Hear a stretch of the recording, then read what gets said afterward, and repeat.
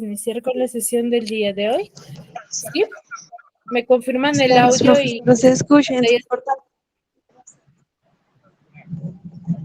¿se me escucha entrecortado a mí? Sí, profesora. ¿Todos me escuchan así? ¿Me confirman, por favor? Sí. Ver, Sí, se escucha. ¿Se me escucha entrecortado o sí se me escucha bien? Sí se lo escucha bien. Sí, se escucha bien. Ay. A ver, Gisela, trata de ubicarte en un espacio o Fuerte sal y y vuelve a claro, se le ingresar para escucha. que se me escuche, para que se mejore la red.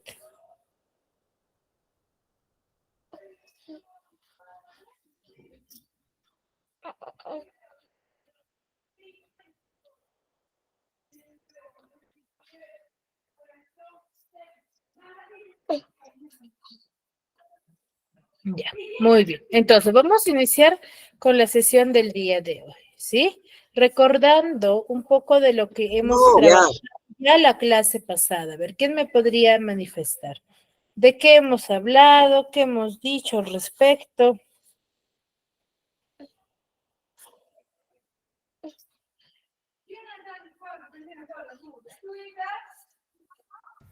Sobre el Renacimiento. ¿Ya? ¿Qué hemos dicho respecto al Renacimiento?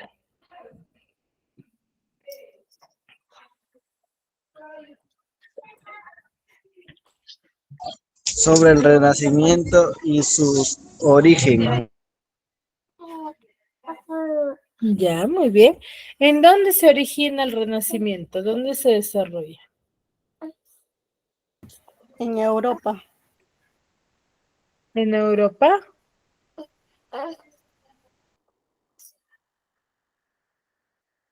¿Cómo surge el Renacimiento? ¿Con qué Sí, finalidad?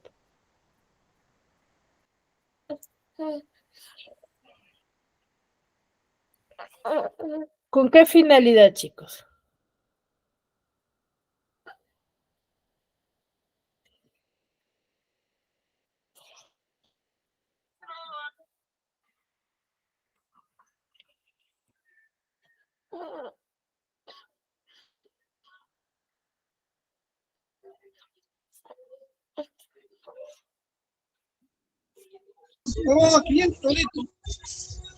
Con la finalidad de tener una nueva concepción del hombre y del mundo. Ujú, muy bien. Su finalidad es mostrar una nueva concepción del mundo, ¿cierto? Muy bien. Ahora, ¿qué características tiene una obra literaria que pertenezca al Renacimiento?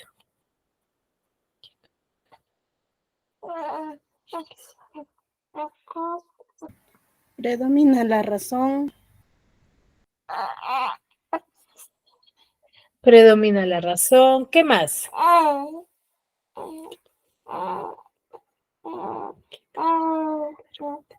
produce un avance científico y tecnológico, Ya. ¿Qué valoran los renacentistas? la naturaleza y de la acción. Ya.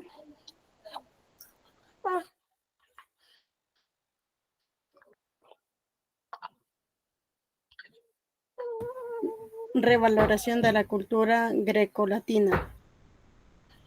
¿A qué se refiere ello, chicos?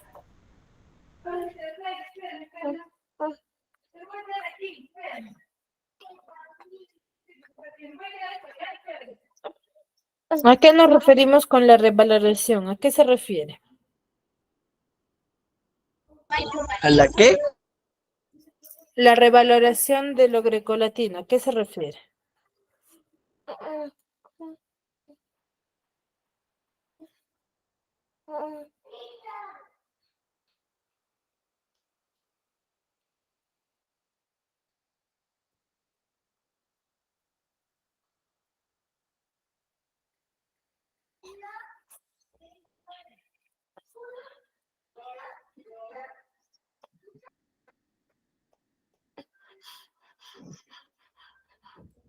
chicos?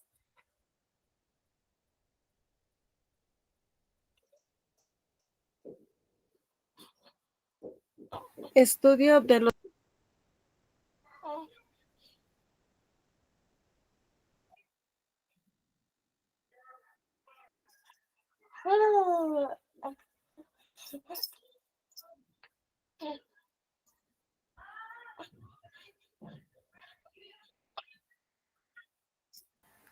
estudio de los acontecimientos históricos de la antigua Grecia. Mm, Exacto. Cuando nosotros hablamos de la revaloración de lo grecolatino, va a hacer referencia a aquel aspecto en el cual van a volver a mencionar ciertos avances, o mejor dicho, ciertas metodologías respecto a Grecia, ¿no? Sus costumbres grecolatinas. Sí, pero no se puede, no es que se vaya a hablar en, de manera particular o solamente de ellos, sino va a haber ciertas modificaciones o también solamente lo que consideraban importante.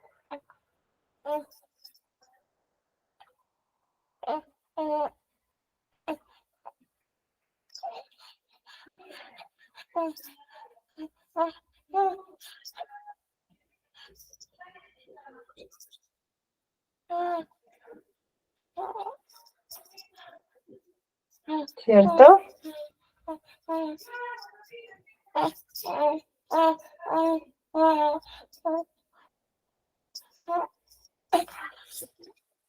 Muy bien, entonces, ¿quién es el máximo representante del Renacimiento, chicos? A ver, ¿quién me podría decir? William Shakespeare. Es William Shakespeare. ¿Con qué obra?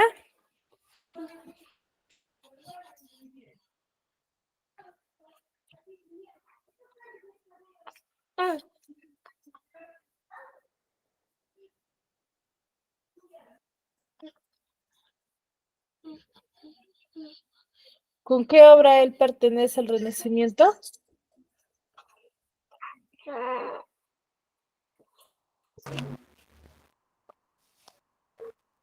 Hamlet, Miss.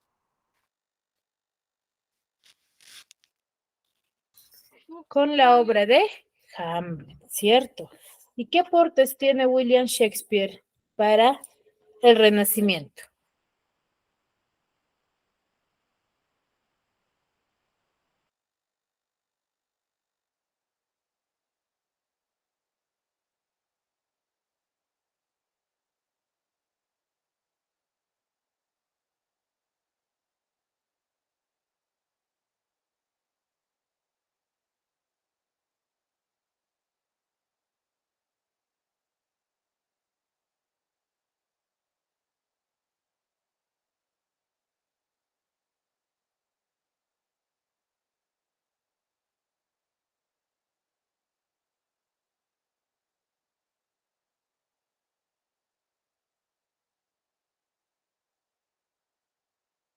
Miss, ¿puede repetir la pregunta, por favor? ¿Qué aporte tuvo William Shakespeare para el Renacimiento?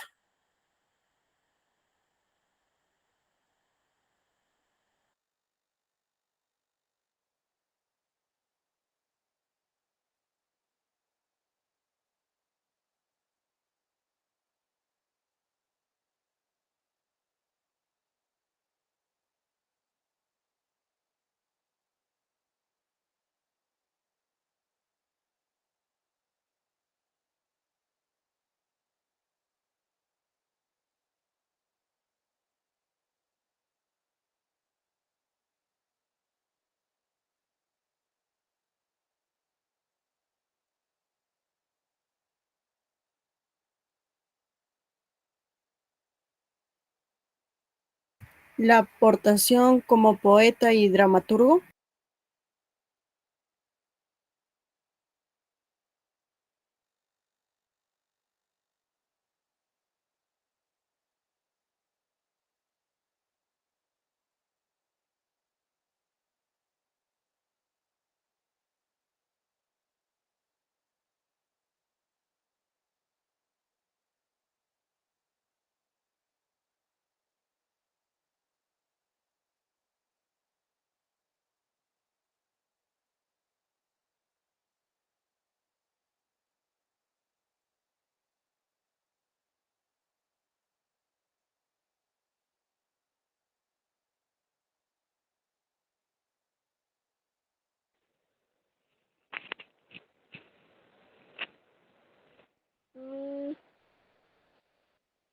¿Puedes repetir la pregunta?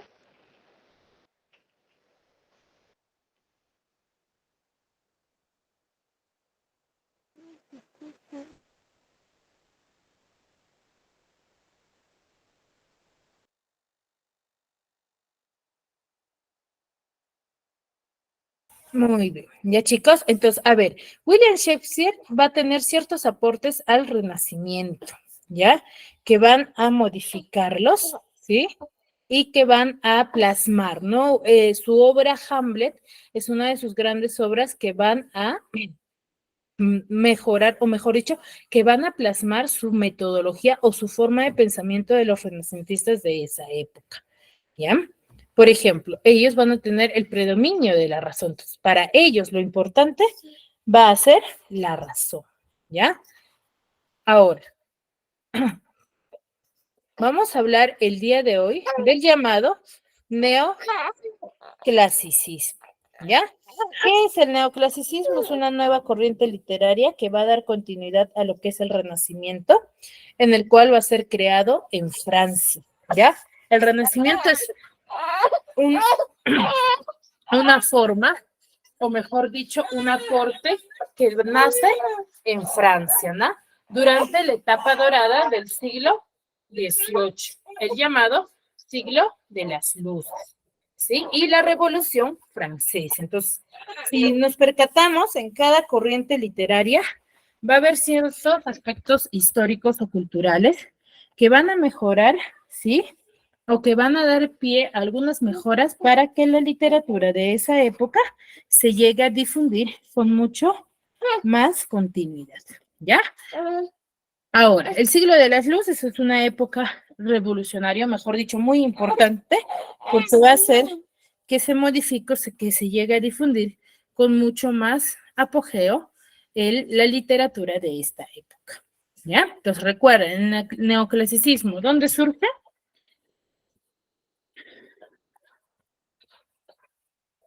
¿Dónde surge el neoclasicismo, chicos? En Francia. Les En voy a Francia. mencionar. En Francia, durante la etapa dorada en el siglo XVIII, llamado siglo de las luces, ¿ya? Ahora, esta revolución, o mejor dicho, esta nueva corriente literaria, ¿sí? Va a surgir con ciertos nuevos pensamientos, que es el llamado pensamiento ilustrado. ¿Ya? El pensamiento ilustrado es la llamada concienciación al pueblo francés. ¿Qué quiere decir la concientización del pueblo francés? Que va a mejorar, ¿sí?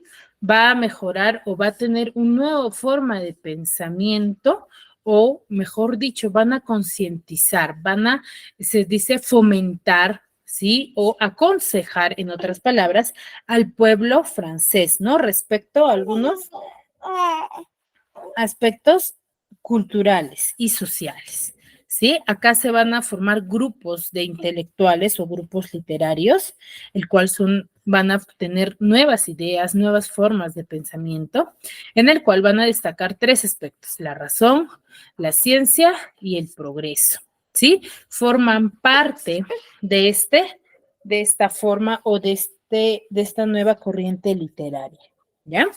La razón, la ciencia y el progreso van a ser los temas que se van a tratar dentro de la literatura neoclasicista, ¿sí?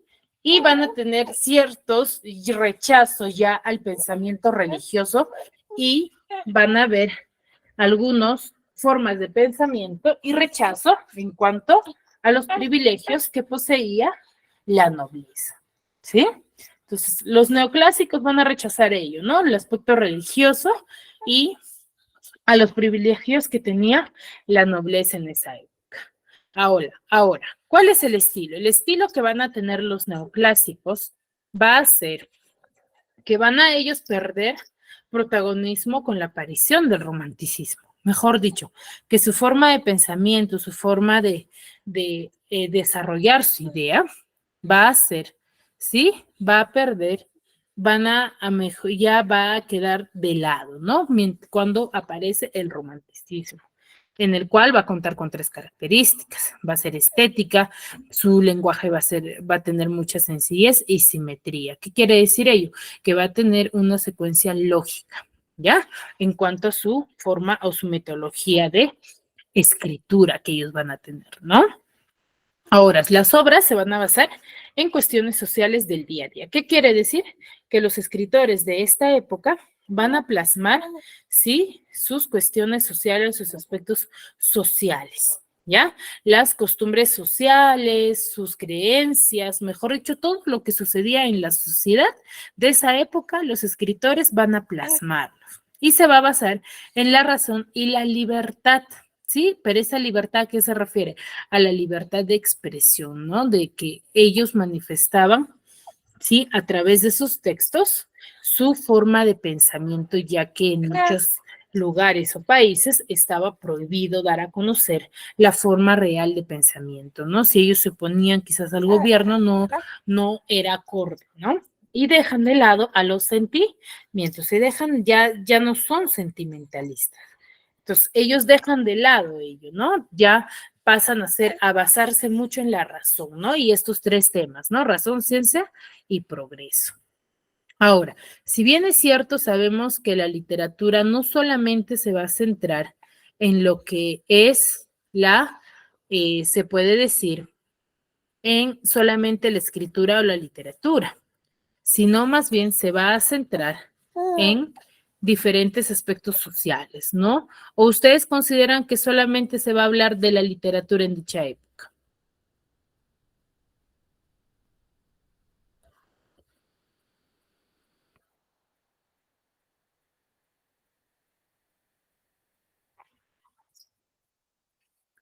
Chicos,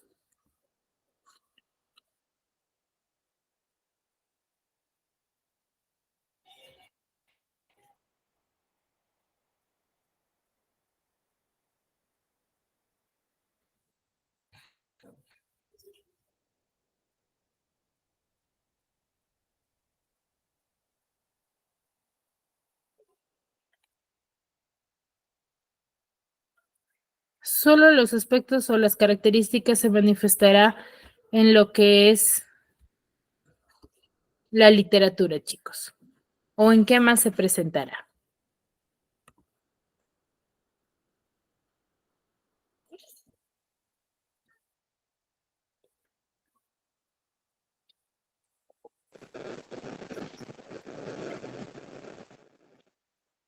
Chicos.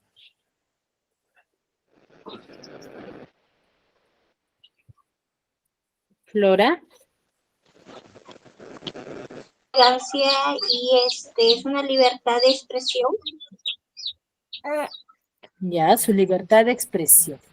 A Y ver, el cuando nosotros hablamos ya ¿Una de elegancia? literatura, ¿O no? Se puede presentar como una arquitectura elegante. ya,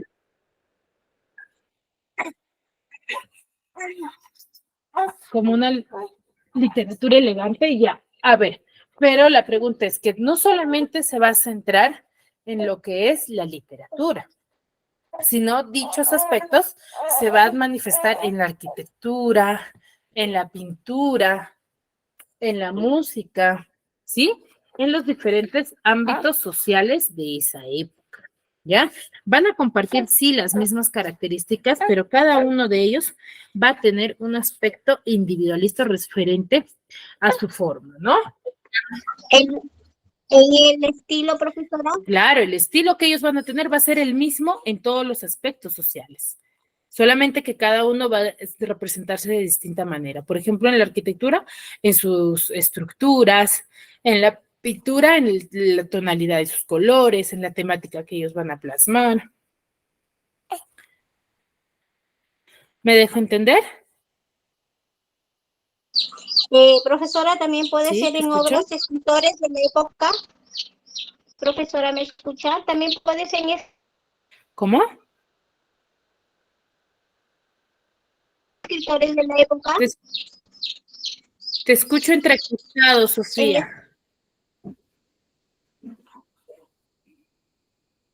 escritores de la época también en obras. en escritores de la época. Claro, claro, claro, también ahí los vamos a anotar.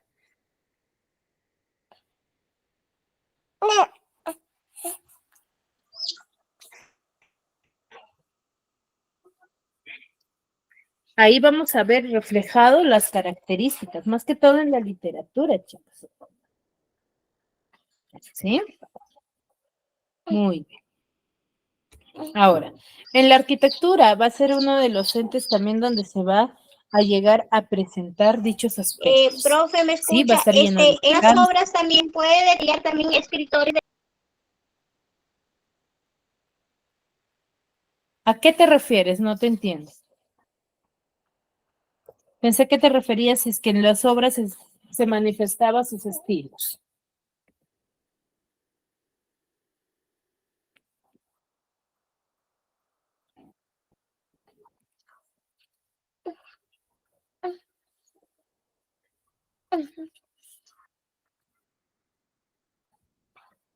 Parece que no me escucha.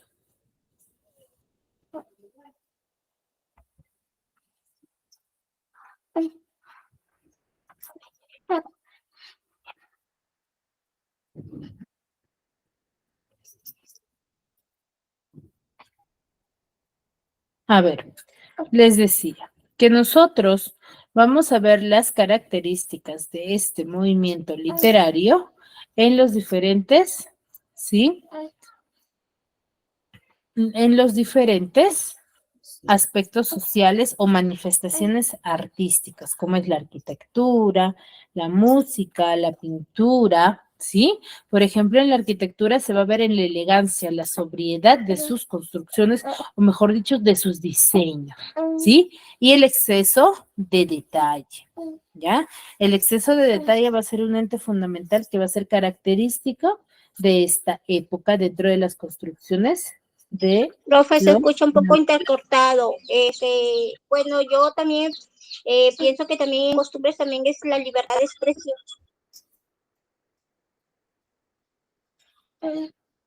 Claro, la libertad de expresión. Ellos, a ver, como les decía hace un momento, nosotros cuando hablamos de la literatura, sí, antigua, sí, vamos a mencionar de que no tenían esa potestad o esa facilidad de llegar a manifestar su forma, sí, su forma de pensamiento, lo que ellos creían en realidad de la sociedad. Entonces, ellos van a ver los escritos como un ente de libertad, ¿no?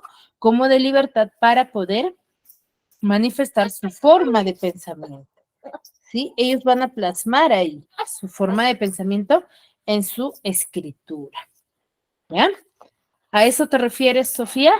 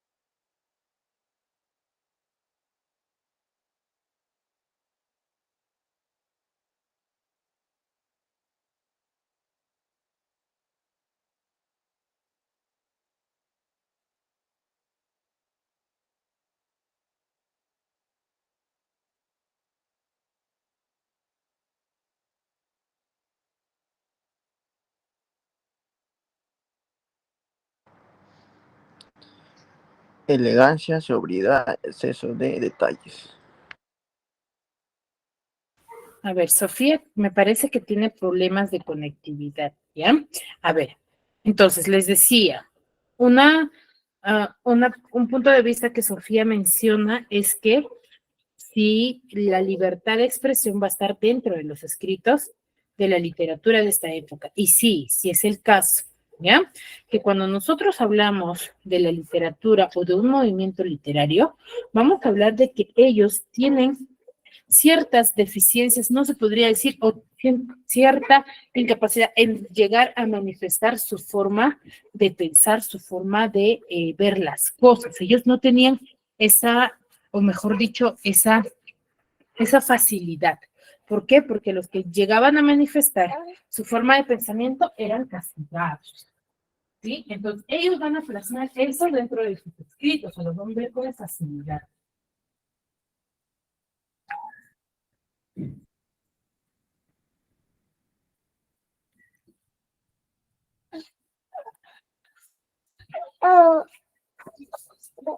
¿Sí? ¿Me dejo entender, chicos? Entonces, ellos van a ver esto como metodología, ¿no? O como forma para poder dar a conocer sus forma de pensamiento. ¿Me, chicos? ¿Me dejo entender hasta ahí?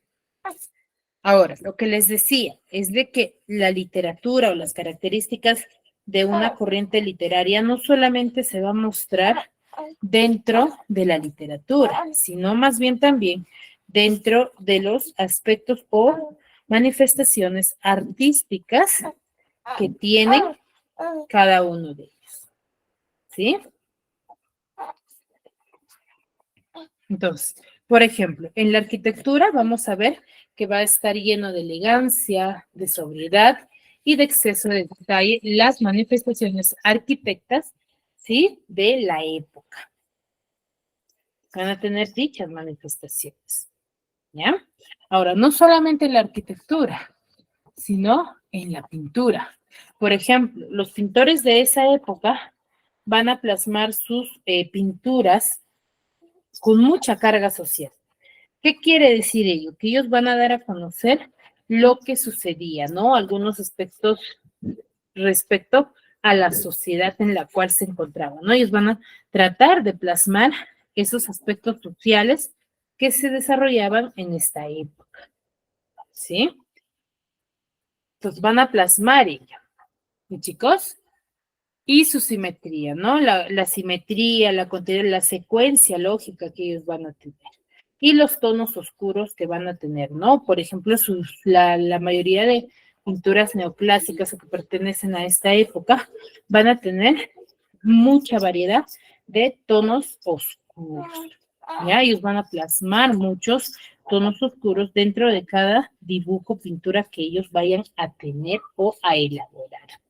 ¿Sí? Entonces es una característica fundamental de la época. ¿Sí? ¿Me dejo entender?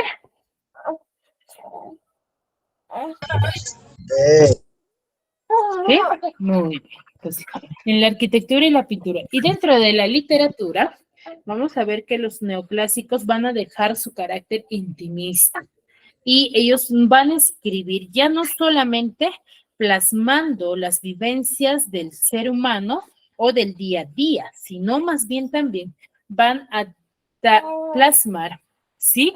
O mejor dicho, van a elaborar textos para educar a la población, ¿ya? Para educar a la población.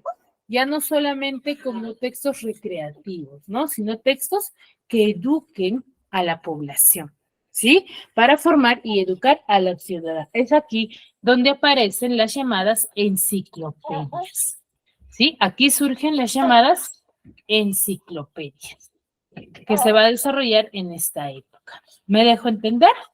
¿Sí? Ahora, la mayoría de los escritores de esta época van a ser ensayistas y críticos, ¿sí? Durante el neoclasicismo, ¿ya? No van a ser solamente escritores narrativos o dramáticos, ¿sí? O líricos, sino van a ser la mayoría ensayistas y críticos. ¿Qué son ensayos? Son análisis, ¿no? Estudios que se van a realizar respecto a un tema en particular. Y críticos porque manifestaban su forma de pensamiento, su punto de vista respecto a alguna obra o alguna manifestación cultural. ¿Sí? ¿Me dejo entender?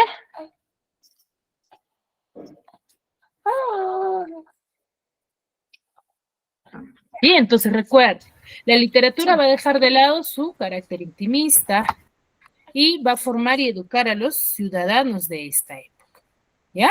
Van a formar y van a nacer las llamadas enciclopedias. Son ensayistas y críticos, la mayoría de ellos, por no decir todos, ¿sí?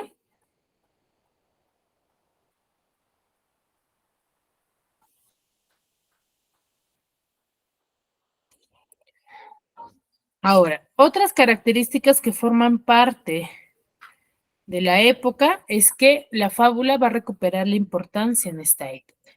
La fábula va a ser muy importante durante esta época y va a volver a ser sumamente importante como lo era en la antigüedad, ¿no? Una literatura correcta e impecable se va a plasmar durante la época, ¿sí? Y los neoclásicos plantean y manifiestan que cada época o cada género, mejor dicho, que vaya apareciendo durante este movimiento literario, consideran ellos que deben estar separados y mantener sus propias características, ¿no? ¿Qué quiere decir? Si es el género narrativo, género lírico, ¿sí? Género, el teatro o el drama, ¿sí? Ellos consideraban que debería de aparecer cada uno individual y que tenga sus propias características, ¿sí? Y va a presentar un arte aristocrático, ¿no? Basado en la sociedad, influenciado por el gusto francés, ¿no? Su metodología, su forma de vivir de los franceses, ¿sí? Entonces, esa va a ser una de sus características. Ahora, ¿qué géneros se desarrollaron en esta época o cuáles son los más importantes? O mejor dicho, los que se van a llegar a desarrollar mucho más es la lírica y el teatro.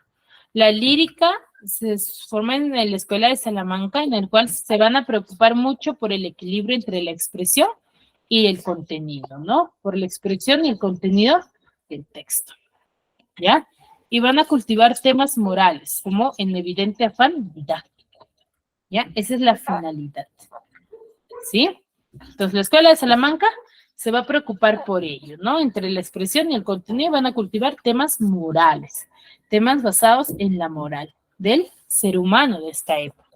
Y su afán didáctico, ¿no? Y en el teatro vamos a ver que va a insistir en la finalidad didáctica, ¿no? Y moral también. Y va a proponer la reducción del número de personajes aquí, ¿no? Y ya que en el teatro barroco había demasiados personajes para el gusto de los neoclásicos, ¿sí, no? Entonces, ellos van a buscar ello, ¿no?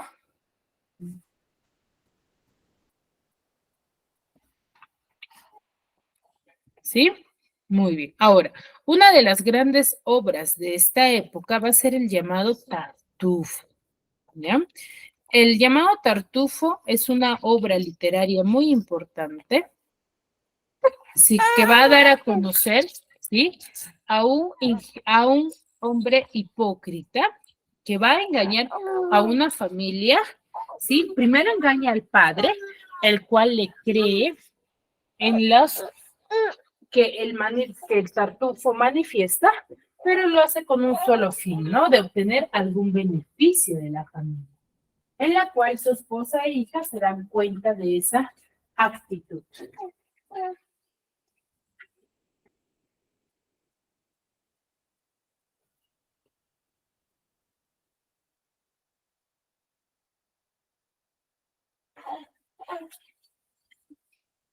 ¿Sí? Entonces, la familia se da cuenta, pero Tartufo ya había obtenido la mano, o mejor dicho, ya había hablado con el padre de la hija de él, que que quería casarse con la hija, que era la llamada Elvira.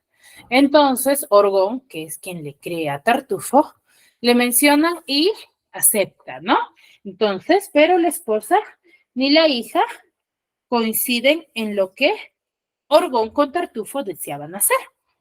Entonces la esposa con la hija planifican o plantean una estrategia para poder darle a conocer a Orgón cómo era el Tartufo en sí.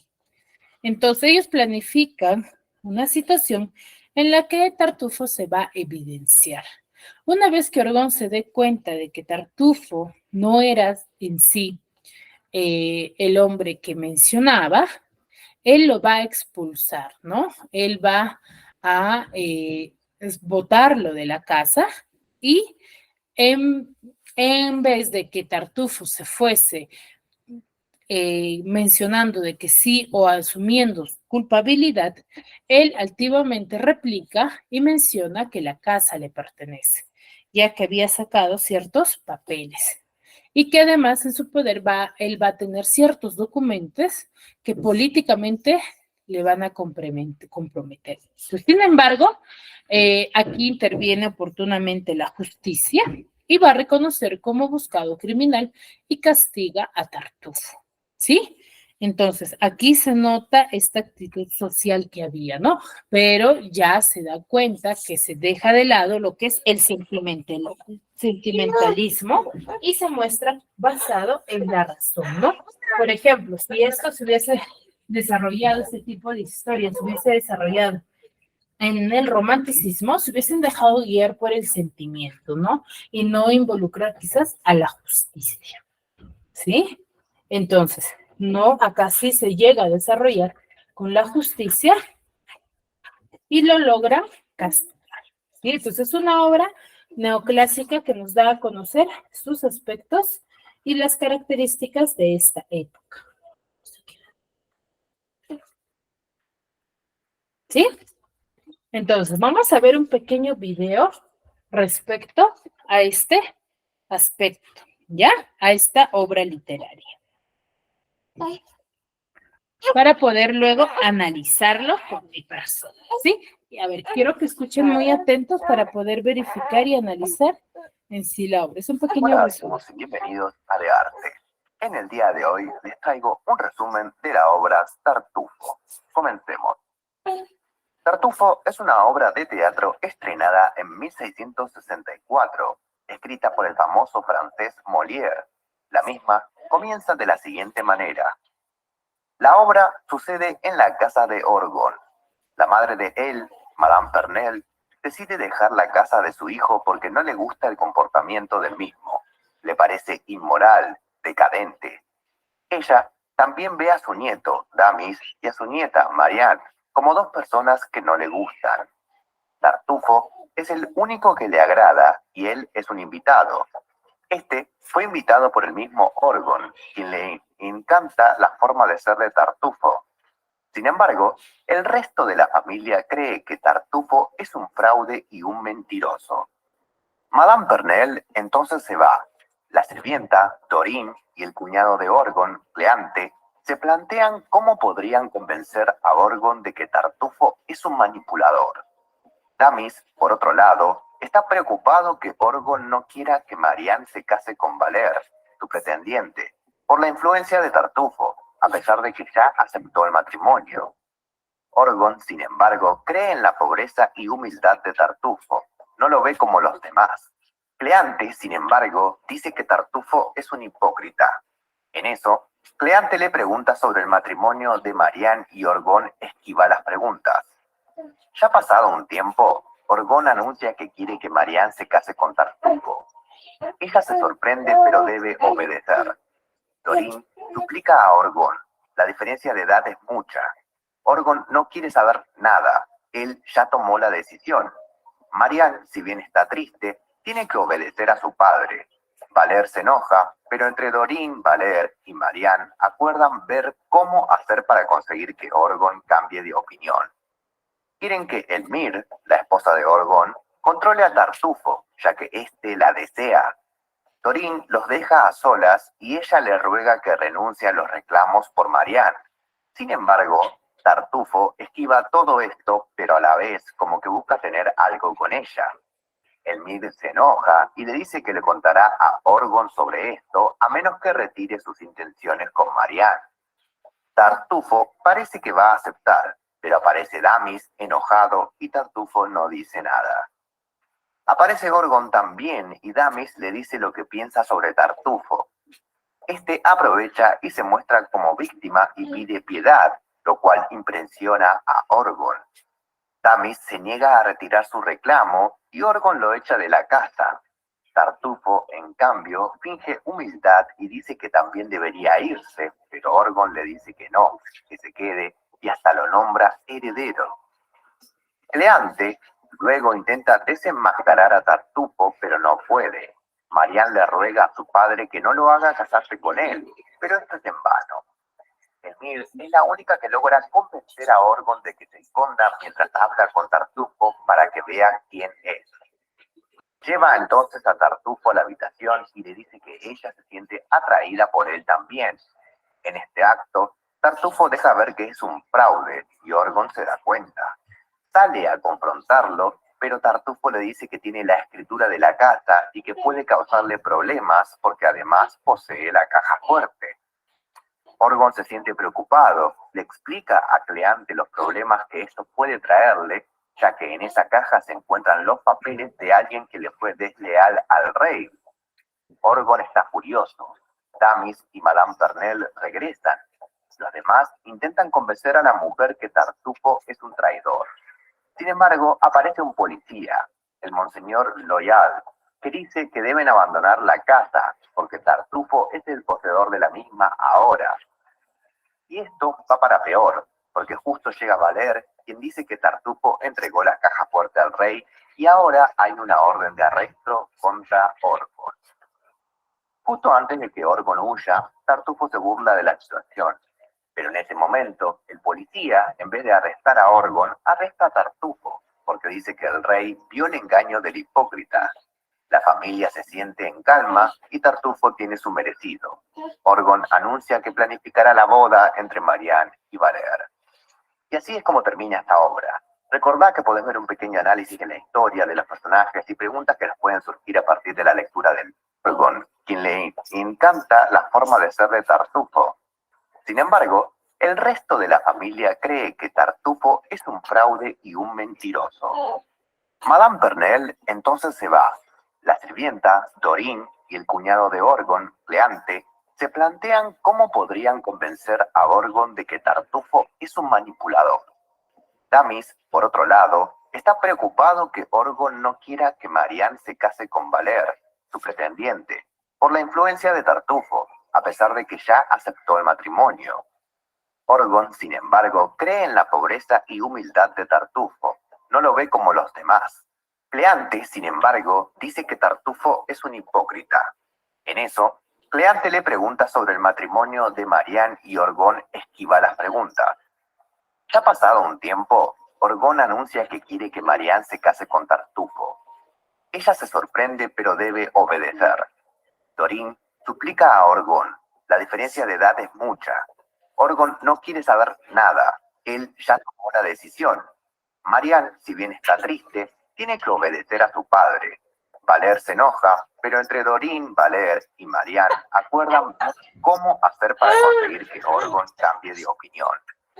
Quieren que Elmire, la esposa de Orgon, controle a Tartufo, ya que éste la desea.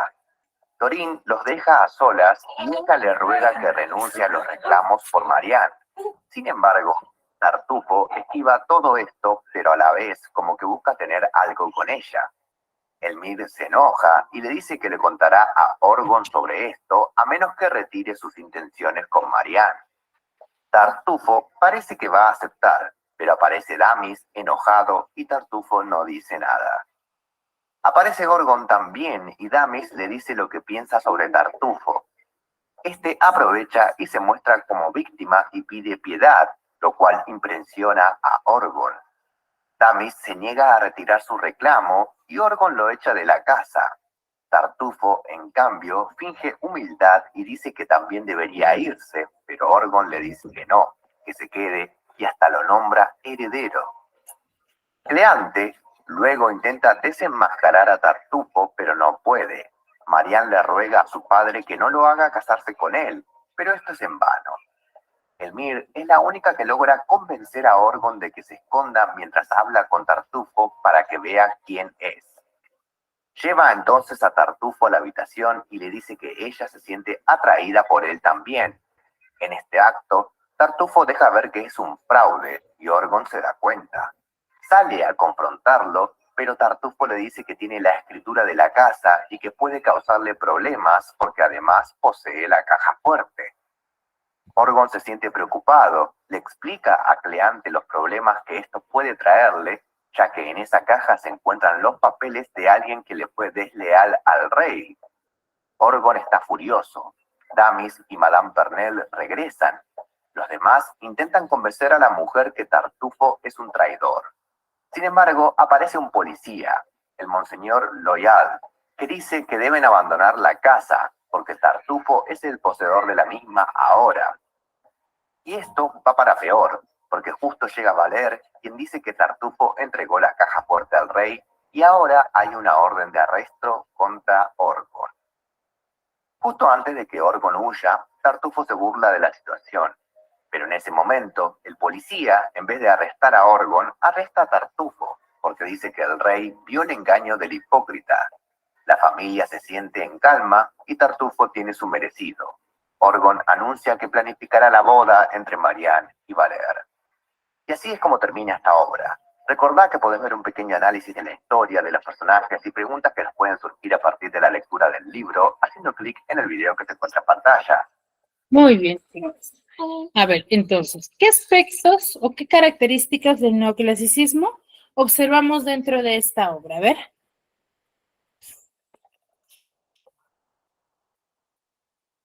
¿Qué características observamos dentro de la obra?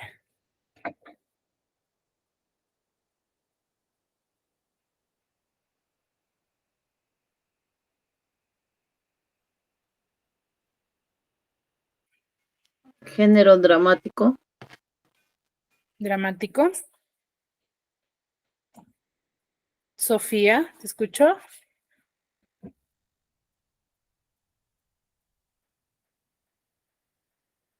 Que renuncia a los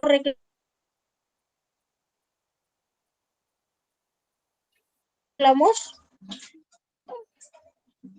No te escuché muy bien, Sofía.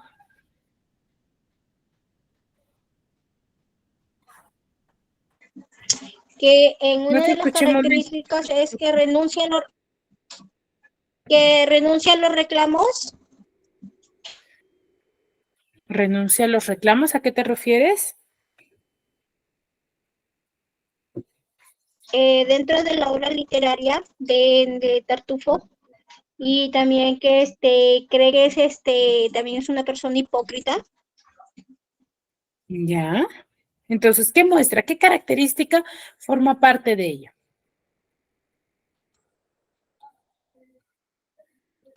La comedia, el engaño.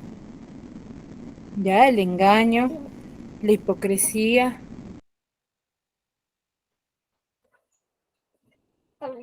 Abuso de confianza. El abuso de confianza. Entonces, ¿qué va a plasmar el escritor de esta época?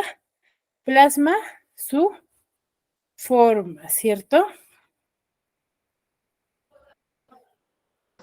Su forma de la época. Exacto, su día a día, la idea o la metodología del hombre, ¿cierto? Sí. Muy bien. Entonces, los aspectos neoclásicos, entonces vamos a ir verificando o viendo cómo es que a través del tiempo van a sufrir ciertas modificaciones y ciertos avances, ¿no? Aquí hay una forma de pensamiento de la sociedad en la cual los neoclásicos no solamente se van a centrar en elaborar o en dar a conocer escritos sobre su vivencia del día a día, sino cuál es su finalidad de ellos, que está dentro de las características. ¿Cuál es la finalidad de los neoclásicos?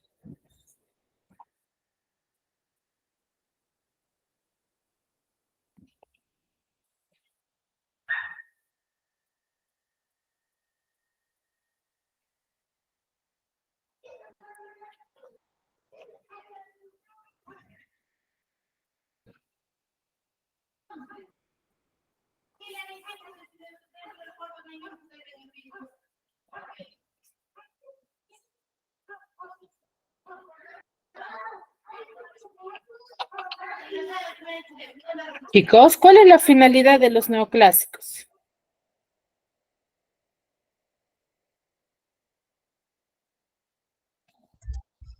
Dar a conocer La nuevas ideas. educación de la sociedad. Ya dar a conocer nuevos pensamientos, nuevas ideas, la sociedad, pero ¿cuál es el primordial o cuál es el fundamental?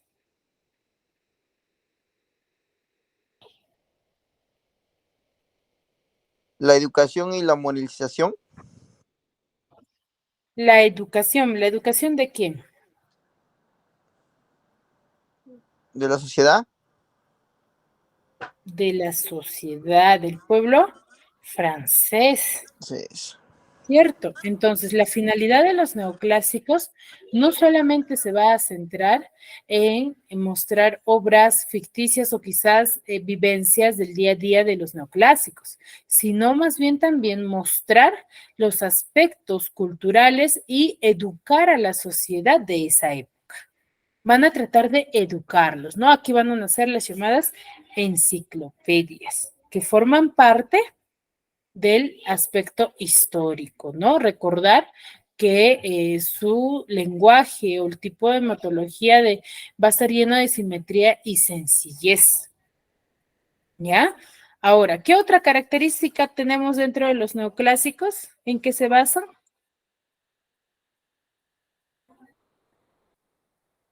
En la construcción de los proyectos modernos.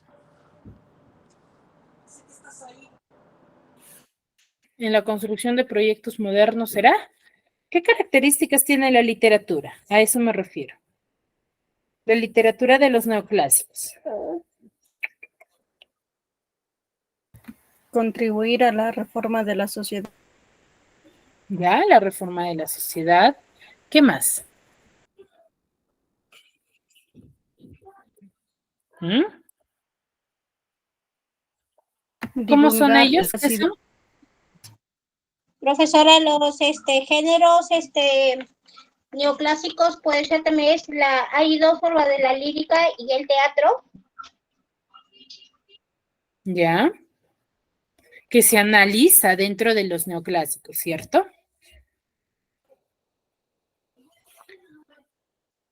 Ahora, Cierto. ¿qué tipo de textos escribían más?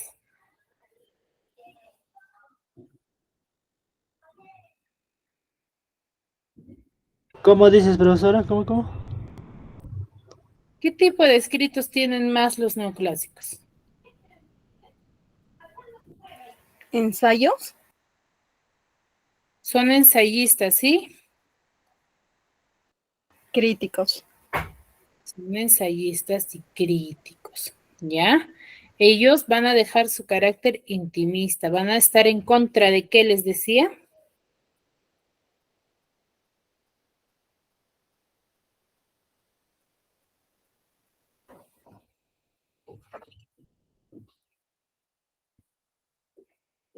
¿Ellos a qué se oponían, chicos? Les decía hace un momento. Se oponen a lo religioso. A lo religioso y no lo ateo. Y a los sentimientos, ¿ya? Ellos se oponen al pensamiento religioso, ¿sí? Y al sentimentalismo, ¿ya? Ellos van a usar mucho lo que es la razón y la ciencia dentro de sus escritos. Y eso lo vemos en Tartufo. ¿Ya, chicos? Hasta aquí, ¿alguna duda, alguna consulta? Algo que quizás no me han podido entender. Después Todo de lo que claro por el podemos momento. hablar. Profesora, disculpe, más bien sobre el examen, que hay una pregunta donde es sobre del Ávaro y no está en el argumento. Sobre el Ávaro. Eso vamos a hablar en la Sí. siguiente clase. Estamos yendo Ah, ya, entonces, Ajá, ya, porque como no está en el módulo. exacto, no se preocupen. Vamos a ir parte por parte y vamos a hablar en la siguiente clase. ¿Ya? Ya, Que forma parte de esto, ¿no? Que es otro de los representantes. ¿Sí? Muy bien. ¿Alguna otra consulta al respecto?